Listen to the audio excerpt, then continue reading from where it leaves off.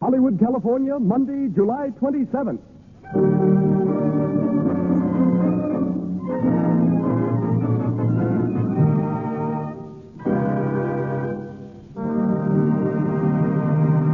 From its home on Hollywood Boulevard, the Lux Radio Theater presents Joan Crawford and Francho Tone in Chains.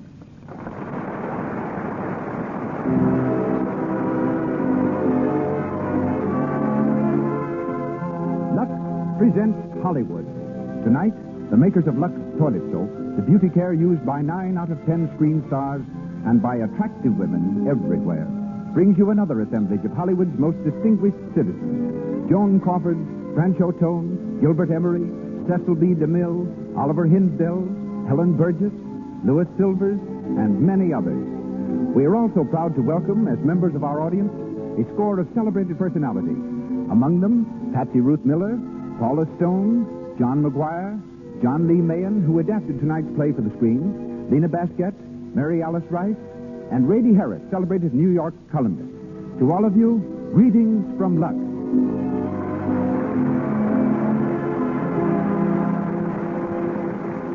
No man in motion pictures holds a record of achievement more enviable than that of our eminent director. He brings to radio, just as he has brought to the screen, the greatest plays and players in the world of entertainment. Tonight, he comes to the theater direct from location, dressed in riding breeches and boots, and covered with the dust of the set. And here he is, ladies and gentlemen, Mr. Cecil B. DeMille.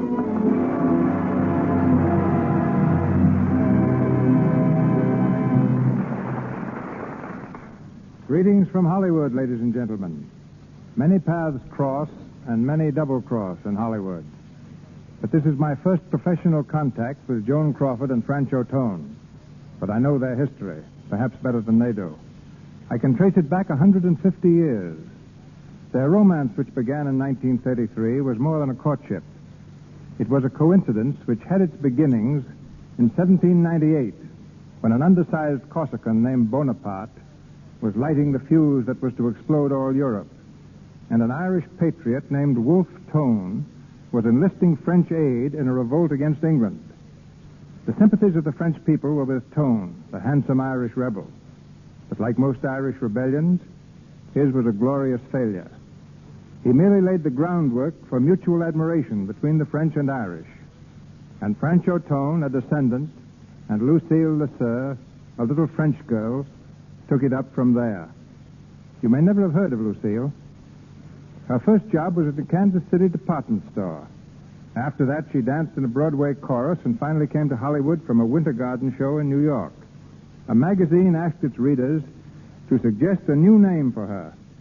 And from the names submitted, the studio chose Joan Crawford. Today, more than 200 babies whose last names range from Ginsburg to McKillicuddy are called Joan Crawford, which will give you some idea of the star's popularity. To all the world, she symbolizes the American viewpoint in clothes and manner. And tonight, the Lux Radio Theater presents Chained, starring Joan Crawford and Francho Tone.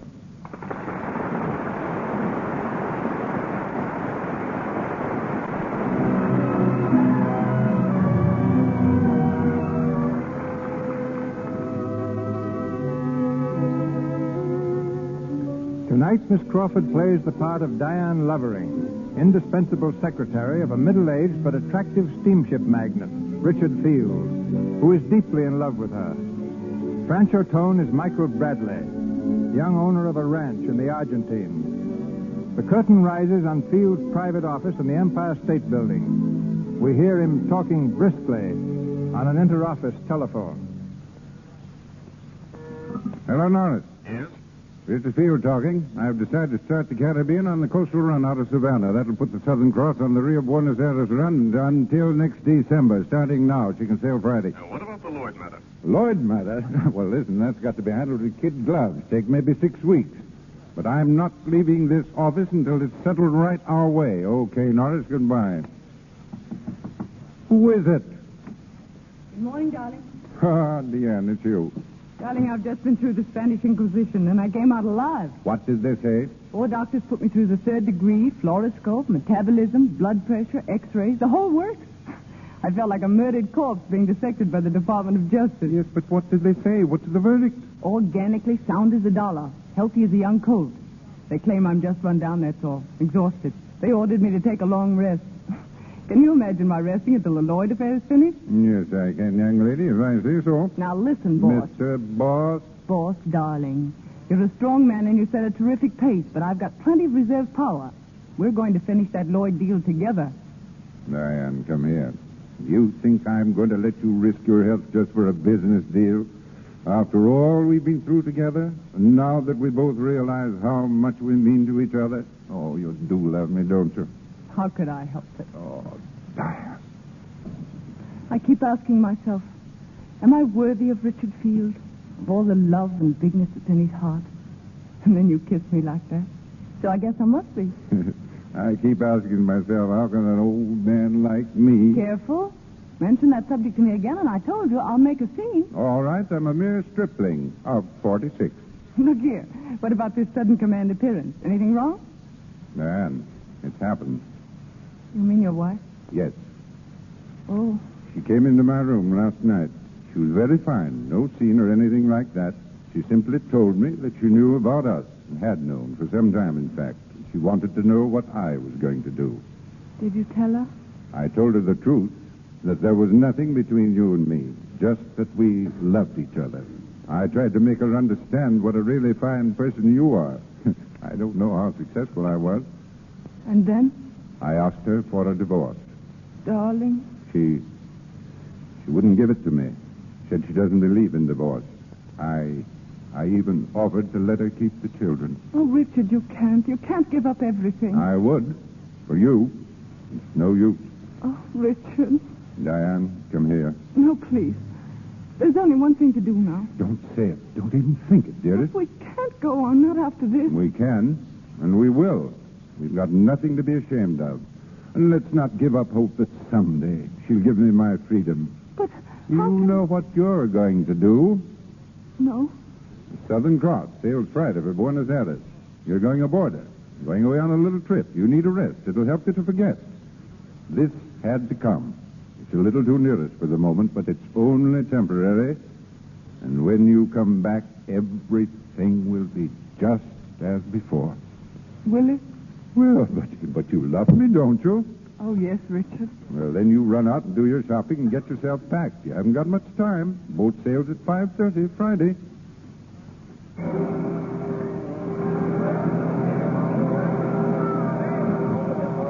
What a lovely boat. I wish you were going along, too. I won't know a soul on board. It'll be only 6 weeks. Besides, I have to give you a chance to know your own mind, haven't I? It isn't my mind anymore, darling. It's yours. Stuart, where's the ambassador suite? This way, Miss Field. Here you are. When we take the Southern Cross together, it'll be called the bridal suite. Oh, Richard, look at those flowers. You shouldn't have. Well, they knew you were coming and grew overnight. Stuart, Yes, sir? mine now is Miss Lovering asked for a water spout. You get it for her. Yes, sir. Oh, here's the chef, sir. Oh, Mr. Field, you want Emil?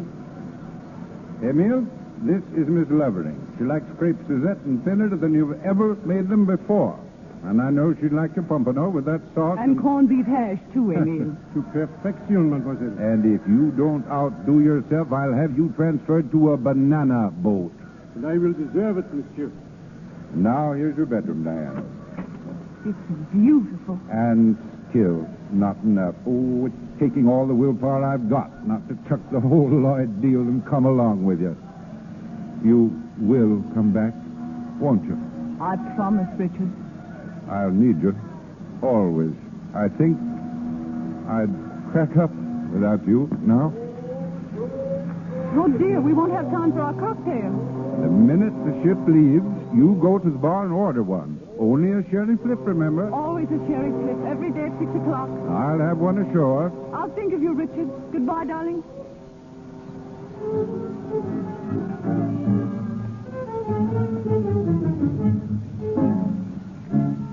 A sherry flip, please. Yes, madam. And I'll have the same thing, and I hate cherry flips. Well, there I go, giving in already. Oh, say, aren't you the young lady who always orders chicken salad? We've met before, huh, miss? No. My name is John Smith. Quaint?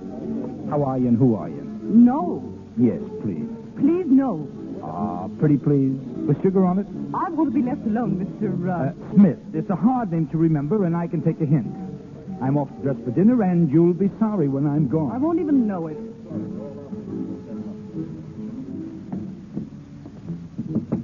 Who is it? It's Johnny Smith, your faithful servant.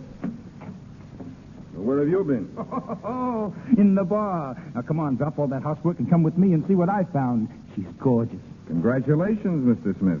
Oh, no, they're not in order, Mr. Bradley. She was a little distant, I take it. Straight from the Arctic regions. Is she worth an expedition? From pole to pole. Don't stop to get dressed. We'll start now. Lead on, guide.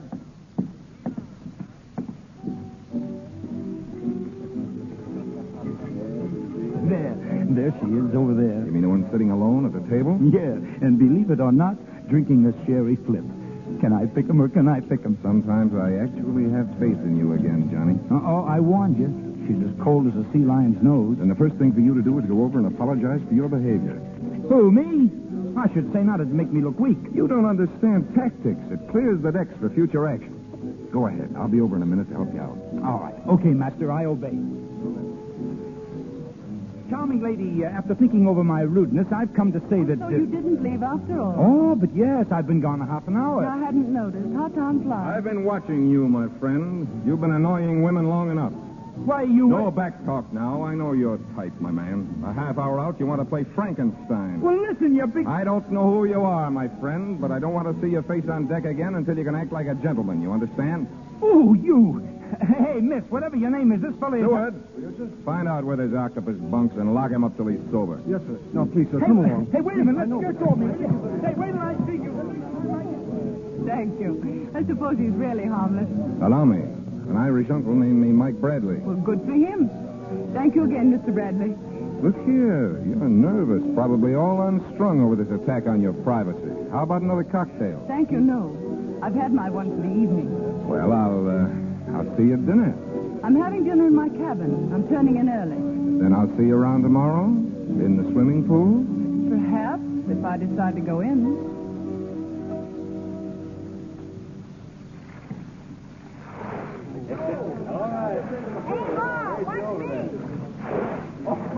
Hey there. Good morning.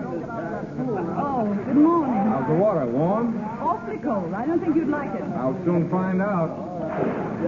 Say, what's the idea? Can't you keep on your own side of the pool? I'm not chasing you. I just turned up like an old cantaloupe rind. The ocean is full of them.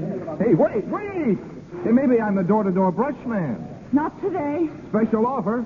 Full set of kitchen brushes and a set of Charles Dickens. I haven't got a kitchen. How about a set of Dickens without the brushes? I couldn't afford it. You see, it's a contest, ma'am. The one that sells the most brushes gets sent away on a vacation. And the more you sell, the farther they send you? That's right. Hey, give me all you got. Yeah? Oh. You see, that's what comes of trying to swallow the whole pool. Here, let me slap you on the back. Oh, that's enough. Unhand me. You know, your eyes are very large and beautiful, Oh, stop it. even when they're bloodshot. Will you tell me what this is all I about? don't know, but isn't it fun? Yes. Now look at me, really. I'm not such a boogeyman, am I? Just an honest, open face. A little too open, maybe. When are you leaving this boat, Mr. Bradley? Going all the way to Buenos Aires. How far do you go? All the way to Buenos Aires. Isn't it great, Dinah? Dinah. Yes, I know. The passenger list called you Diane Lovering, but I call you Dinah. And in heaven's name, why? I had a black-faced doll when I was about a year and a half old. They called her Dinah. I loved her very dearly. Couldn't go to sleep unless I had her safely tucked away in a shoebox. I'm afraid I don't see the comparison. There isn't any, except Diane reminds me of Dinah, that's all. Oh. See, there you go getting panicky again. I'm out for last, Dinah, that's all. Good. And you'd look pretty silly in a shoebox anyway. Very silly. And I'm not a year and a half old anymore. Oh, I see. You're just backwards. Would it be forward of me to invite you to have a cocktail with me? Sorry, but I'm going to bed at 6 o'clock. Without your dinner? I'm having it sent to my cabin. Okay. Then I'll meet you in the bar at 6 and we'll have dinner afterwards.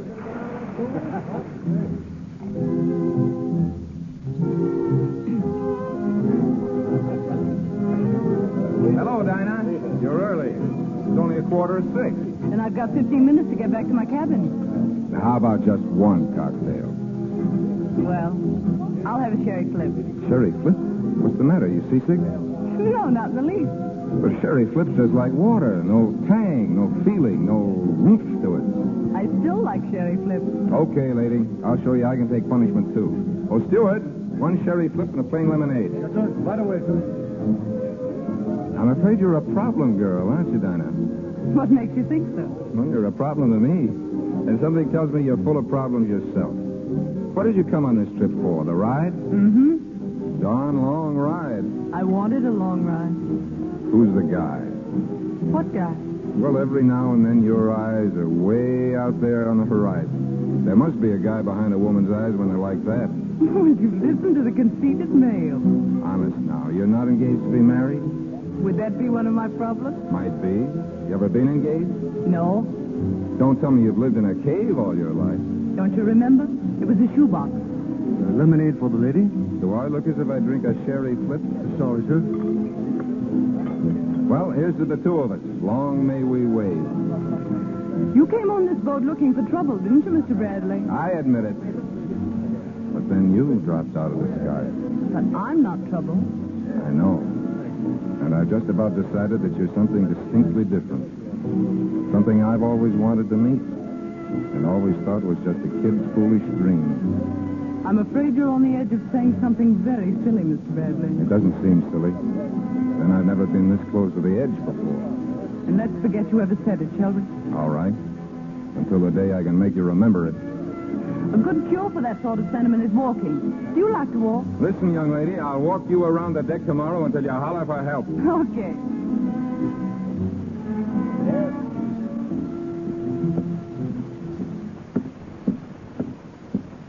20 times around so far. How are you holding out? I haven't even started. Then let's go a little faster. What for? Because there are a couple of long-legged old school moms that look as if they want to race us. Oh. Good morning. Miss Weebles and I have just about decided that you two set the nicest face on the deck. We like to walk fast.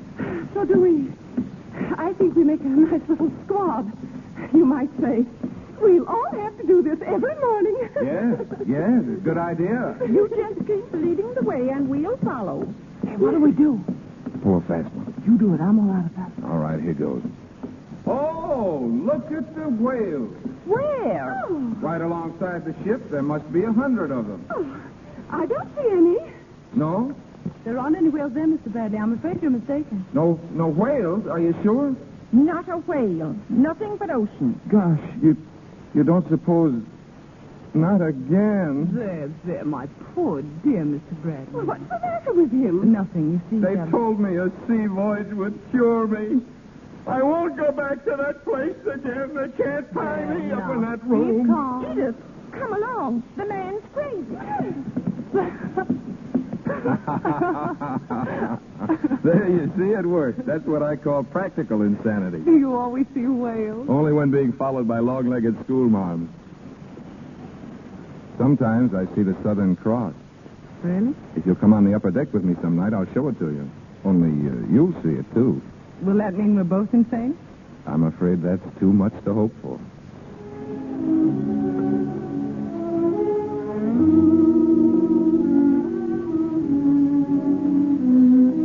It's glorious.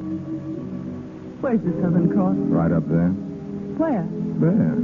Right along the line of my finger. Oh, I see. Oh, how beautiful. You're telling me. We're looking at the Southern Cross, Mr. Bradley. You speak for yourself. I'm going to do all the looking at you I can our last night on board ship. Are you coming out to my ranch in Buenos Aires? I'm afraid I won't have time. I've only 2 days and I've some shopping and things to do. Where are you stopping?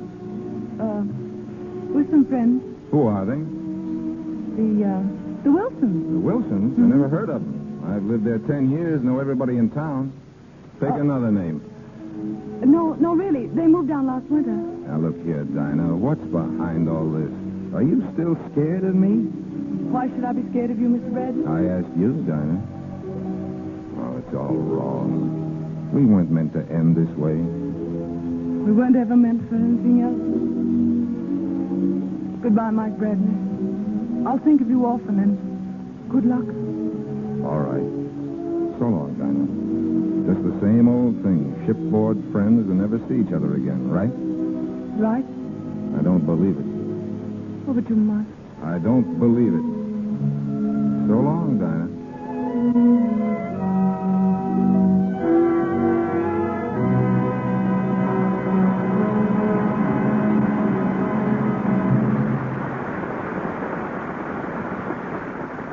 In just a moment, we'll go on with our Lux Radio Theater presentation of Change, starring Joan Crawford and Francho Tone. But first, we take you to Hollywood's playground, Santa Monica Beach, only 14 miles down lovely Wilshire Boulevard from Hollywood to the sea. We're on the set at famous Santa Monica Beach Club.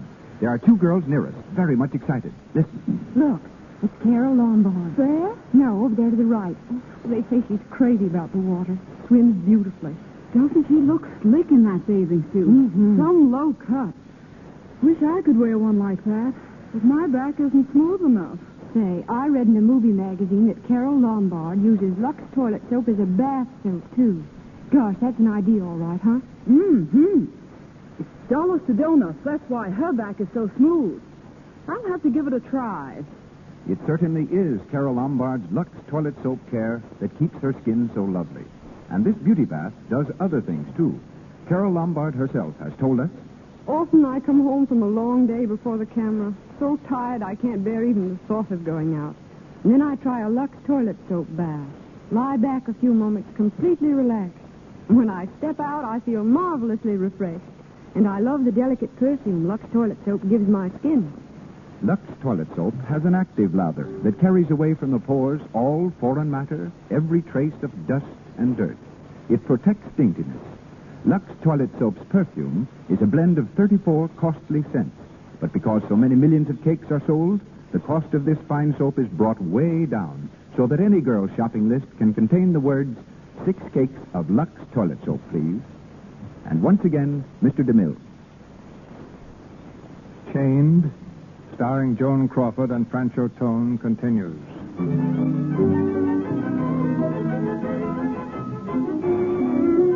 It's the following morning, and Diane thinks she has escaped from Mike by telling him she's visiting the Wilsons, some non-existent friends. Outside her luxurious hotel, she waits for a groom to bring the horse she's ordered for a morning ride. Miss Lovering. Yes? I am Mr. Partos, assistant manager of the hotel. There has been a slight delay about your horse. I shall phone the stables again. Thank you, Mr. Potter. Madame has been made comfortable, I hope. Oh, perfectly. The flowers in my room are gorgeous. Mr. Field ordered them for you every day, madame. Oh, did he? Oh, Mr. Potter, I shall want a guide today, someone who knows the city. I have already arranged for the guide, madame. Can he speak English? But si, senorita, I was speak the English for 25 years. Allow me, senorita, to present myself. Senor Pancho Mike Bradley at your service. Oh, Mike, where did you bob up from? You scared me. Oh, still a boogeyman, huh? No, but how did you happen to be here? Well, I thought I'd drop around and say hello to the Wilsons. Nice little cottage they have here. Lots of servants, guests. Are they home? No, but they left word for me to mind the children. I was taking the twins to see the executions on the plaza. Little Otis is tall for his age, isn't he? Mm-hmm. Or do they have him stretched? Mike, are you a bloodhound, or is this just accidental? I'm a bloodhound who can read trunk checks when a lady carelessly leaves her trunk outside her stateroom.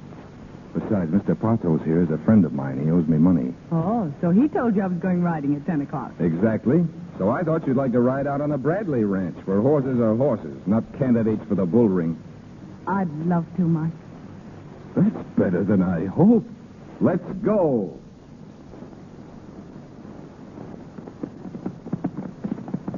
Mike, let's slow down to a gallop. All right. Oh, boy. Oh. Quiet.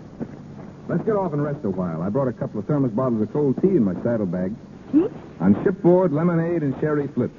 On the Pampas, cold tea. I forgot to ask the name of my horse. Chili con carne. I'm glad to meet you, Tilly. Hey, you got a cold, wet nose. Tell her she shouldn't smell so nice, Chili. Where do we hitch them? To a blade of grass? And just throw your reins over his head. He'll stand like a sentinel. Nothing like cold tea on a warm day on the Pampas. Quenches thirst, peps you up, gives you that relaxed feeling. Yeah. Are you going to sell these horses? Not Chili con Carne. Chili's grandma once won the sweepstakes for me and saved the mortgage. Isn't it quiet out here? Not a human being or a house in sight. Yes, quiet and harmless, like a day nursery. And you had to lie and run away from me. Why? I should think you could guess, Mike. Diane. No, please. Let me go, Mike. Oh, my darling. You see, there's nothing to run away from, is there? No. Just then when you kissed me, you and I reached high above the earth.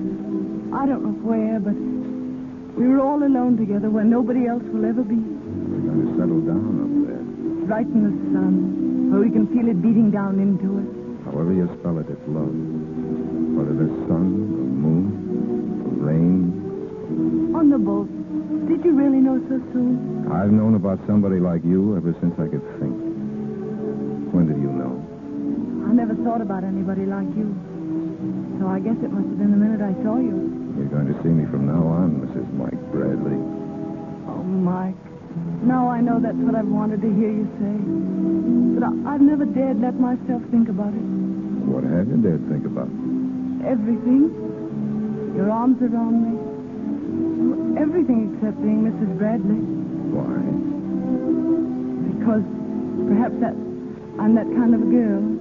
You're going to tell me about some dark, silly past that doesn't concern you and me. If that's so, I hope you won't want me to start in. No. I'm going to tell you about the present. There's no present except you and me.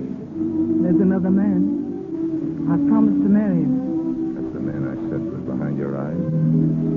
Yes, but you don't see him there now, do you? No. Have I forgotten he was ever there? I can't just forget that way. I know. But I've never really known anything until you put your arms around me. You see, I thought I loved him, Mike. He's gentle, honest, dear, and I owe him everything. This trip. I even owe him you. Well, you got to write him a letter right away. No, I've got to go back and tell him face to face. No, that's only an unnecessary ordeal. It wouldn't be fair if I didn't. You see, he didn't run out on me, and I couldn't run out on him. If I see him myself, I can make him understand. We couldn't be happy any other way, could we, Mike? I suppose not. You've got to go back and tell him. But Diane, darling, please hurry back.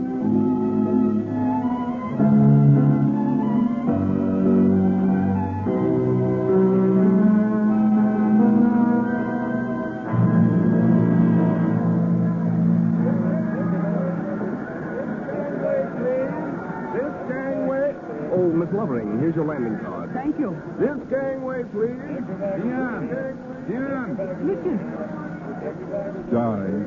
Oh, my dear darling.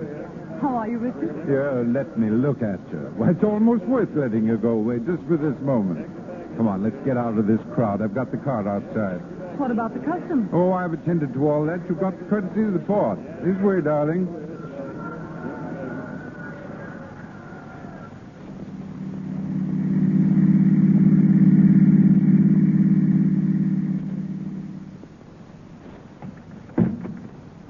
Well, Diane, home at last. Yes, Dad, of course. sometimes I had a strange, terrible feeling that you wouldn't come back. Well, did you have a good time? Yes. Nice crowd on the boat? Why? Yes. You're tired, aren't you? No. Maybe a little excited about getting back. Well, I've so many things to tell you, I don't know where to begin. Considering that I'm never going to let you out of my sight again, you have the rest of your life to tell me everything. But, Richard, I want to tell you something, well... I don't want to hear a thing. Not till you see what I've got for you. What is it? Here. It's your welcome home present.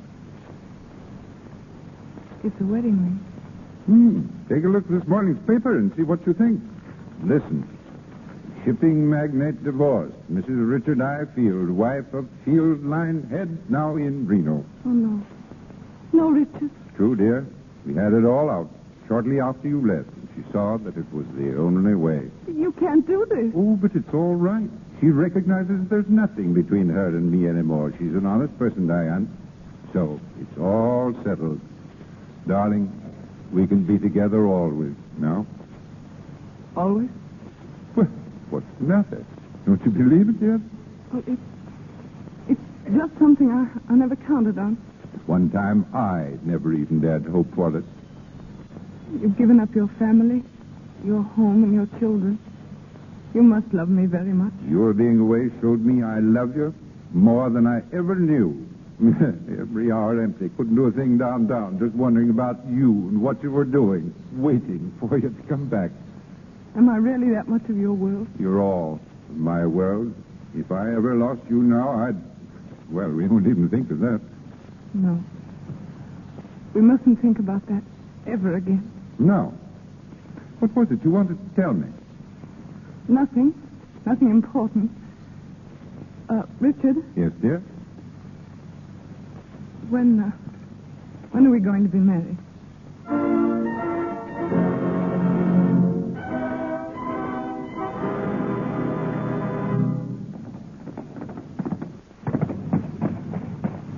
Here, Pablo, walk him till he cools off. And no water till sundown. Si, senor.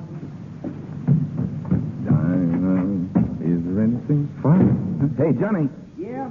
Mail come in yet? Yeah, sure. It's a letter from New York in small feminine handwriting. You know, it looks awfully thin to me. Shut up and hand it over. It's her first letter.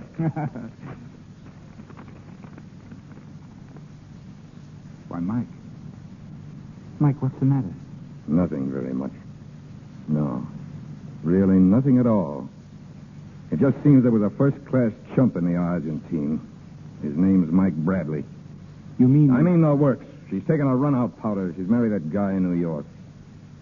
Oh, gee, that's tough, Mike. It looks like all women are the same, doesn't it? Yeah. Only most of them aren't so frank in admitting they're only out to make a sap out of a man. Well, I never dreamed it about her. It's brutal. Sure, everything seems brutal when you're on the loser's end of it. But I guess I'm well out of that one. Oh, how does a dame like that figure things anyway? Can't she recognize a real guy when she sees one? That's not the point. She's got what she wants. She'll live up there in New York, spending her days buying furs and diamonds to show off in the evening at nightclubs. Probably her husband's a good guy, too. Just another sap. Only he doesn't know it yet. Is there anything I can do about it, fella? Sure. If I ever go up to New York again, keep reminding me that Don Juan and Casanova had the only real slant on women. Love 'em and leave 'em.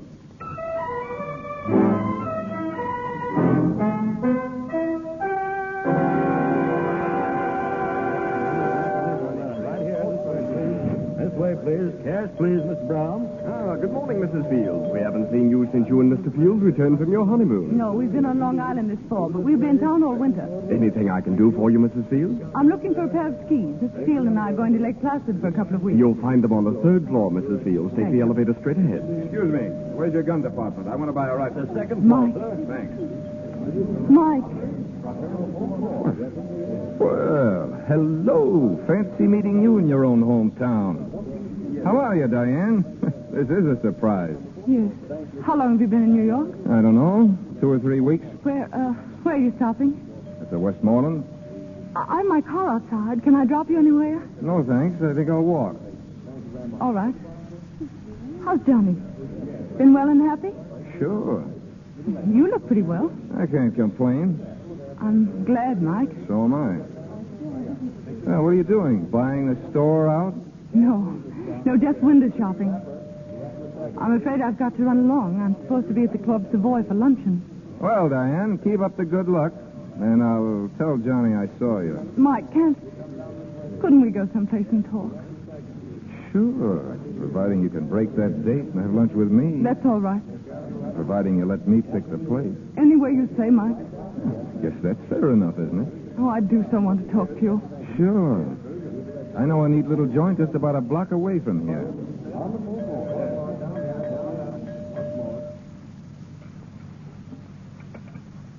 The luncheon, it was satisfactory, monsieur? Excellent, Felix. And I like your little private dining room. A nice, intimate feature that New York should have borrowed from Paris long ago. Quite so, monsieur. Quiet and, as you say, intimate.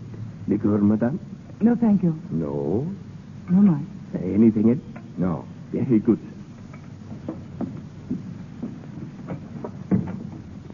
Well, Mrs. Field.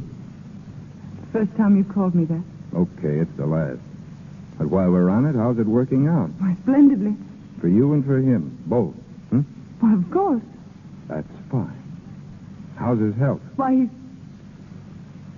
Do I really deserve that much, Mike? I'm sorry. If you felt that was below the belt, I didn't mean it. Skip it. You skipped.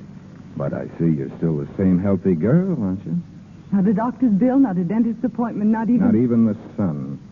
What, Mike? The sun. Don't you remember? We went a little balmy under it once. We were going to settle down in the Argentine for life or something. Mike? Well, that's out. I don't blame you. But we blame ourselves if we didn't take an hour or two of it now that they've stopped the clock for us. You don't mean that, Mike. You can't mean it. What's the matter? Do you like to run away and be caught? Really, Mike, please. I've got to go. I don't know why I ever spoke to you. Because you remembered something you missed, that's why. Because you're only out for thrills anyway. And I was once sap enough to take you serious. No, Mike, no. Oh, forgive me, Dinah. Dinah. I've waited so long to hear you say that. Dinah, why did you do it? What? Why did you write that letter and let me spend a year thinking of you as a... Well, I thought I owed you the truth, Mike. And like a poor daffy kid, I believed it. But only because I was counting the days, I guess. No, Mike, really. It was true then and it's true now. Only this is true. You're here saying meaningless words while all the rest of you keeps telling me differently. Every second. Mike, there are lots of people, men and women, who are, well, drawn to each other. Sort of a little spark that flashes up like a skyrocket every now and then, but... Are you trying to turn the sun, our sun, into a firecracker? It can't be done, Dinah. No, I guess it can't be done. So that changes everything. Nothing's changed, Mike. There's Richard, and there always shall be. Why didn't you tell him? Well, I couldn't let him down then. He's turned his whole world, his whole life over to me. I can't ask him to take it back now. It would disappear, and he'd be alone. How about you? Me? What about us? Grin and bear it. Oh, no. Now that I know, do you think I'll stand here and... Please, Mike. This can only mean one thing for us. I think you'd rather love me than hate me, and now you don't hate me anymore. And I thought I'd rather have you hate me than love me. Now I know why I spoke to you today. Because I hoped your eyes wouldn't be so hard. They were. But now they're not again. This is the only way I could think about them and go on, Mike. Dinah, you must stay. No. Then I've got to see you again. Tomorrow? We're going away tomorrow night. I'll be busy. Where are you going? Goodbye, Mike. Mike, darling. Do you realize what you're doing? Yes. I'm keeping you locked in my heart where nobody else will ever be. Where only I can talk to you without ever seeing you again. Listen for me in yours, Mike. Always.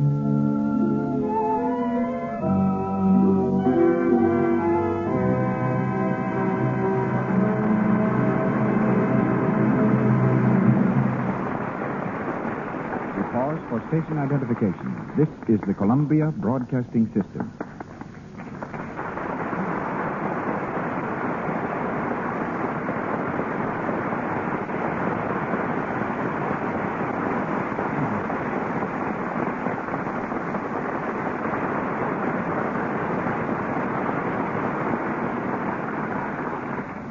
The third act of Chains, starring Joan Crawford as Diane Lovering and Francho Tone as Mike Bradley, will be heard shortly. For the first time in 25 years, I've broken an ironclad rule and given an important role to a person who has never been before a camera. The exception to the rule is Helen Burgess. I noticed her in the studio restaurant and saw what I thought was a distinct mark of genius. She had a contract with Paramount, but there was small chance of her ever appearing in an important part. And she had yet to see the inside of a studio soundstage.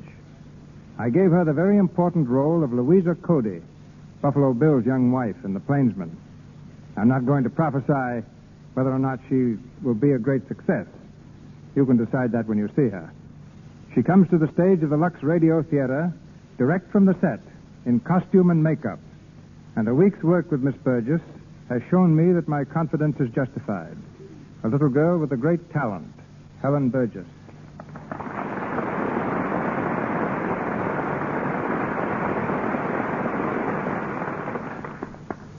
I'm so grateful, ladies and gentlemen, for this marvelous chance to work under Mr. DeMille's direction. And if it's a thrill to be the discoverer of someone new to the screen, it's much more of a thrill to be discovered. I'm sure that everyone in this audience wants to know something about you, Helen. And someone has said that there is nothing so interesting as a fact and nothing so vital as vital statistics. So what are yours? Well, I was born in Portland, Oregon, and next year I'll be able to vote. I also lived in Tacoma, Washington for a while before coming to Hollywood. And I went to Hollywood High School, like B.B. Daniels and so many other DeMille discoveries. The one difference in your case is that you had never appeared on the screen at all, and most of the girls like B.B. Daniels and Gloria Swanson, who finally found themselves in DeMille bathtubs, were bathing beauties to start with. Well, I envied them whatever experience they'd had. When I walked out on the set for the first time and met Gary Cooper and Jean Arthur, Charles Bickford, James Ellison, and the rest of the cast, I was so nervous my petticoats kept rustling. The man in charge of the microphone said it sounded just like a ton of coal going down a chute. Don't ever fear being nervous, my dear. This is your first picture. It's my 63rd. I begin to get nervous a week before the starting date on every picture, and don't get over it until a week after I finish. The first time I'm not nervous before starting a picture, it'll probably be a bad one. Well, it wasn't nearly so terrifying walking onto the set, though, as it was seeing our first day's work on the screen. I was so afraid I hadn't lived up to expectations that I'd have run away but for Gary Cooper. Gary said, "Well, don't be scared, Helen. This acting is a cinch." And I'm telling you now, you stole every scene. Yes, and I happen to know that just about then Gary's knees were knocking together so hard they sounded like castanets. Well, the thing that makes me feel most at ease is that everybody else in the cast is so much at home. You know, some of the players have been in every one of the 63 DeMille films. You'll find the DeMille cast is not just a collection of players, it's a reunion. Well, I can think of only one bigger reunion in Hollywood. Get together all the picture stars who use Lux toilet soap. Then you'd have a reunion. And there seems to be the same friendly spirit here in your Lux Radio Theater, Mr. DeMille, as there is in your cast, which is probably why the show is as good as the soap. Good night. Good night, Scarlett.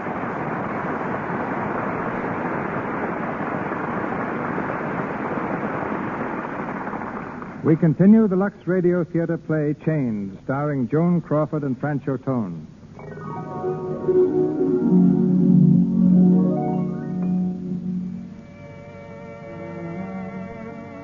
It's the evening after Diane's unexpected meeting with Mike.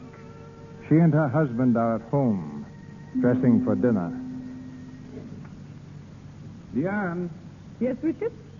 all packed to go to Lake Placid tomorrow? Almost, but don't worry. Amy never forgets a thing. Good gosh, I'm hungry. What's for dinner? I really don't know. Aha. Beginning to forget your wifely duties already, eh? Yes, I mean, it won't happen again, Richard. Get to skis today? Skis? Oh, now isn't it silly? I forgot all about them. So that's my girl with the efficient head for remembering. Been talking about skis all week and then goes and forgets them. I'll ask him to send some up by express. Are you all through at the office? All cleaned up. Good. Then you sleep late in the morning and stay around the house with me until we leave for the train. Can't. It's a Board of Governors meeting. Clubs. As long as I'm in town, I've got to attend.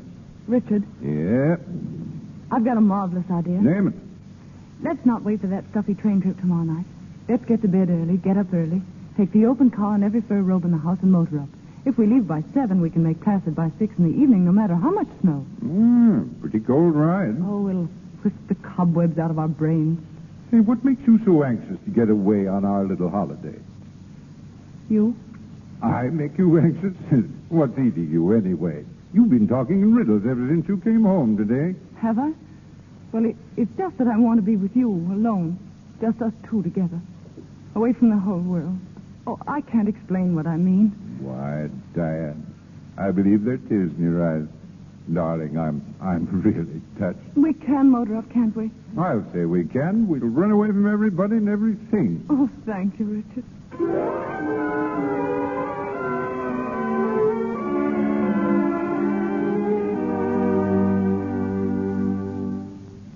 Morning, James. Are we glad we're here, or aren't we?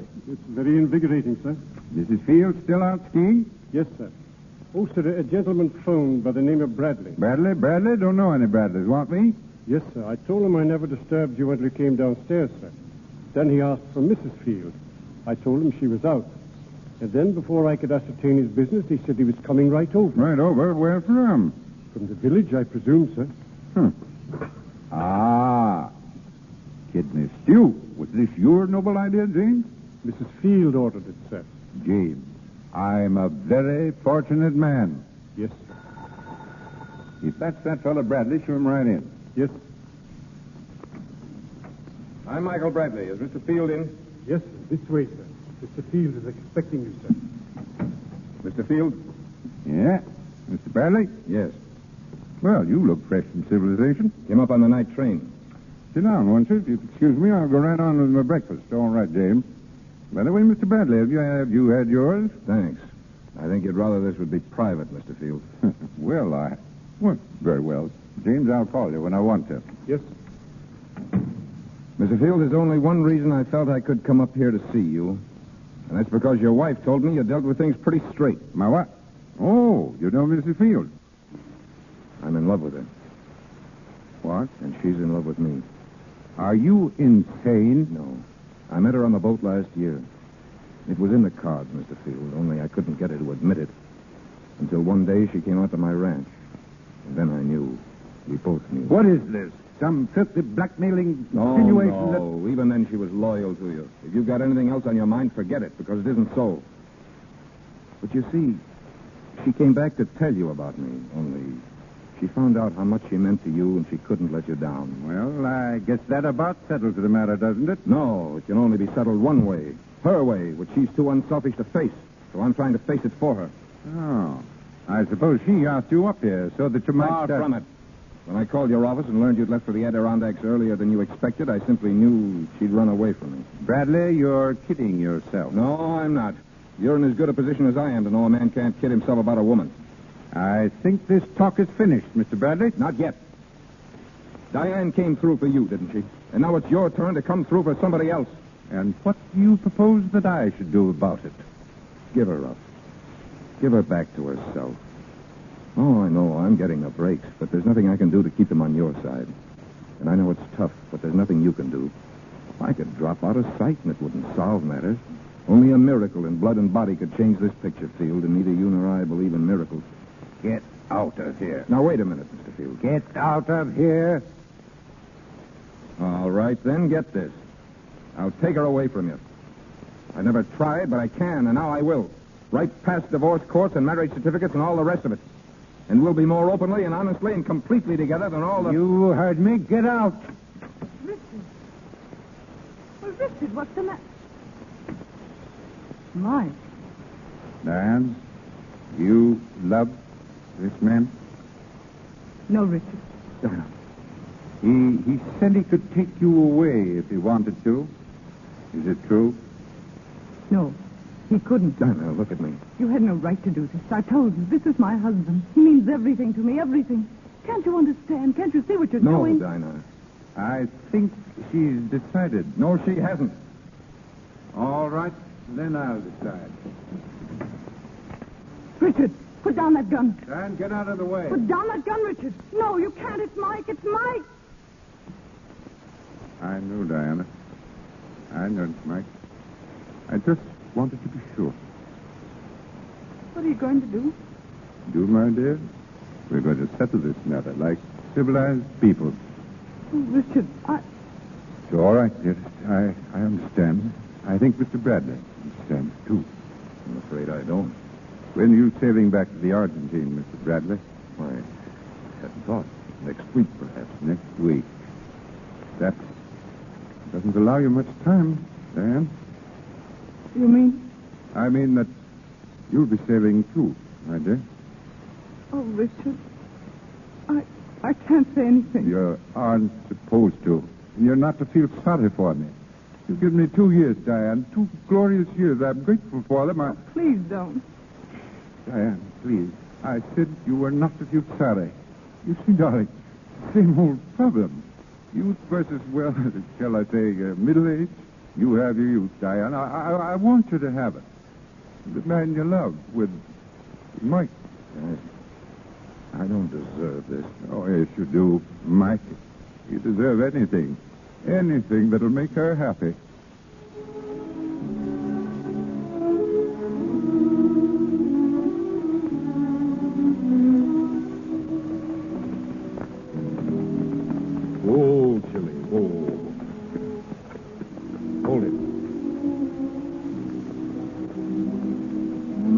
glorious out here. You want to go on? No, let's just stay here. I want to drink it all in. The moonlight, the pampas. There's the Southern Cross up there. Where? Just about where it used to be. Oh, it's more wonderful than ever. And so are you, Mrs. Mike Bradley.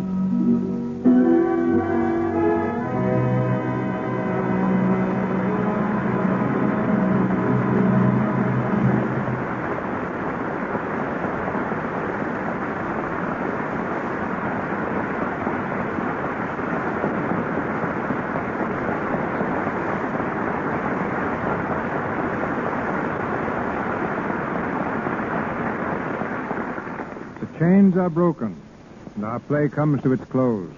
But Joan Crawford and Francho Tone will be back in a moment for a curtain speech.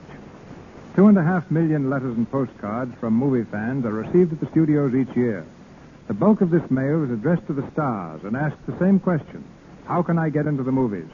Tonight, that question will be answered by the dramatic coach of Metro-Goldwyn-Mayer Studios, formerly director of the famous Little Theater of Dallas, Texas. He probably interviews more candidates for stardom than any man in Hollywood. Ladies and gentlemen, Mr. Oliver Hinsdale.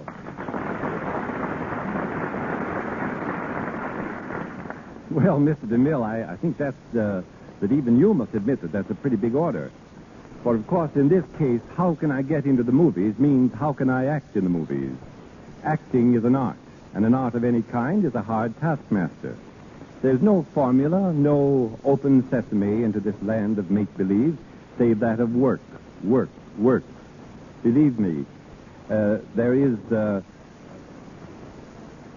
in addition to this prime requisite of work, the requisites and requirements of imagination, idealism, sincerity, a knowledge of life, true love of mankind, and a good appearance.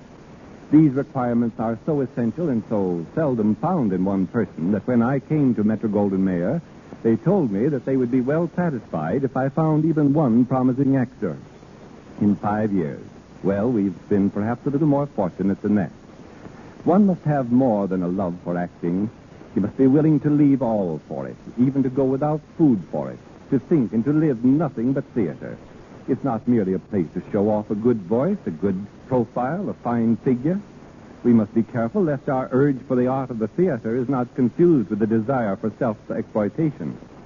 When we have reached the stage in our thinking that we ask nothing of the theater but are willing to give all to it, then we may know that the urge is real and cannot and will not be denied. There's no one key that will open the gates, but a combination will, perhaps. Find that combination, and you will enter. But once in, the real work only just begins. Here are a few of the combination numbers, so to speak. The aspirant must have a broad vision and understanding, a cultivated mind. He should know history, literature, painting, sculpture, music. He should know his Bible. His body must be healthy, active, and must respond to his bidding. A fine, clear complexion which denotes health, vigor, vitality.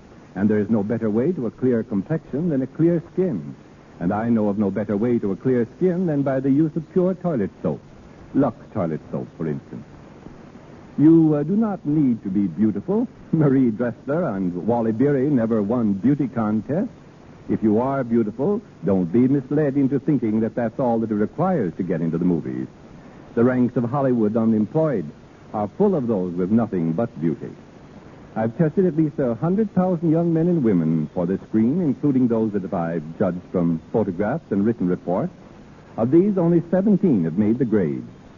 Among them are Gene Parker, Robert Taylor, Irene Hervey, Martha Sleeper, Mary Carlisle, Robert Young, Betty Furness, Michael Whalen, Virginia Bruce. Some of the others are already equally well known. Others you may never hear of. If you are still determined to go into pictures, take whatever opportunity you can get. Go to the little theaters or any amateur group in your neighborhood. Start in, if necessary, by sweeping the floors. Paint scenery, understudy, be a prompter, do anything. And don't worry. If you think, perhaps, that I have painted a dismal picture, bear in mind that every major studio spends thousands of dollars yearly scouting the country for promising performers. we always need talent, your big chance will come when you are ready to accept it, and only then. Good luck, and good night.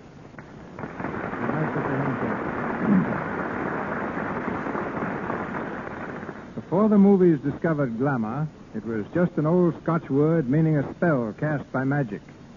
But a good two-word definition of the term today would be Joan Crawford. She is, of course, one of the best-dressed women in Hollywood, and I seem to have contributed to her leadership in style because I discovered her designer, Adrian. In fact, Adrian asked me to look at the first gown he designed for her. I agreed and waited for her to come to my office. After a while, there was a knock at the door. I said, "Come in, Joan." The door opened. Joan took one look at me and fled, apparently in terror. I didn't know until this week why she ran away, and think the reason is one she'd better explain to you herself. Miss Joan Crawford.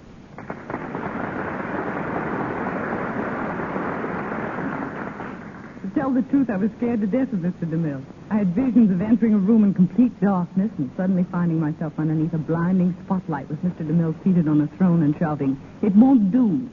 The shock of finding him a human being was too much. I had to run. Yeah.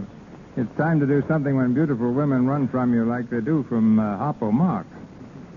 But no need to apologize, Joan. Your performance tonight makes up for everything. My congratulations to you also, Francho. It's been great playing on a program that Joan and I listen to so often, C.B., and I'd like to congratulate you on the way you speak. Joan and I call you the Final G-Man because you never drop a final G. But I speak an entirely different language on the set. Out there, Jenny isn't a girl's name. It's an electrical generator. A hi-hat isn't something you wear. It's a camera stand. A lily isn't a flower. It's a good take or scene. I once asked a new assistant director to rush a lot of babies on the set. In 10 minutes, he was back with about 50 children. And what I wanted was some spotlight. You learn more in pictures with a new language. For instance, Clark Gable learned to swim. When we were making Chain, the script called for several swimming scenes, and Clark couldn't swim a stroke at the time, but I taught him how. And in return, he taught me how to shoot a gun. Personally, I'm a chess player. You can see where Joan gets her complexion, C.B. Swimming, shooting, she's out of doors all the time. In just a minute, dear. If you were a little more observant, you'd know that Lux toilet soap has lots to do with it. I've used Lux for years, at home, on the set, and I even carry it with me when I go away. It's really wonderful. So that's the secret, is it? And here's another little secret, C.B. Joan's taking singing lessons. Oh, won't you sing for us, Joan? No, Mr. DeMille. Joan. Joan, whoever heard us saying no to Mr. DeMille? Well, millions of people just heard it. But I'll make up for it by announcing next week's show. Oh, thanks. Next week, Barbara Stanwyck and Fred McMurray will be with you in the Lux Radio Theater. The play is Main Street, adapted from the famous novel by Sinclair Lewis. And with two such marvelous players, you can look forward to a really great program. My thanks to you all, and good night. We'll be listening in next Monday. Good night, C.B. Good night.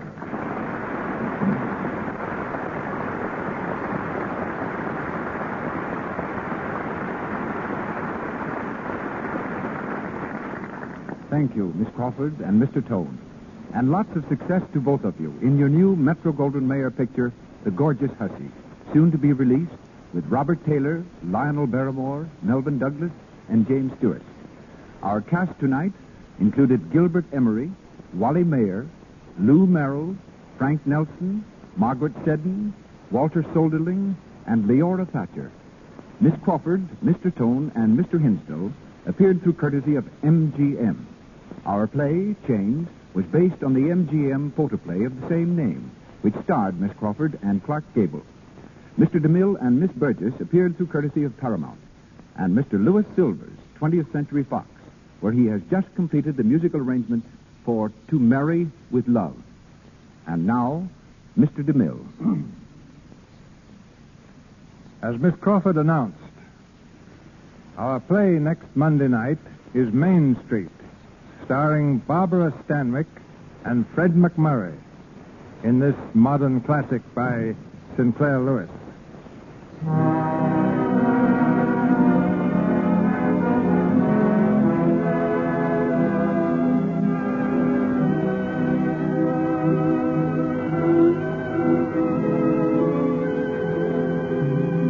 Our sponsors, the makers of Lux Toilet Soap, join me in inviting you to be with us at that time to welcome Miss Stanwyck and Mr. McMurray. This is Cecil B. DeMille saying good night to you from Hollywood.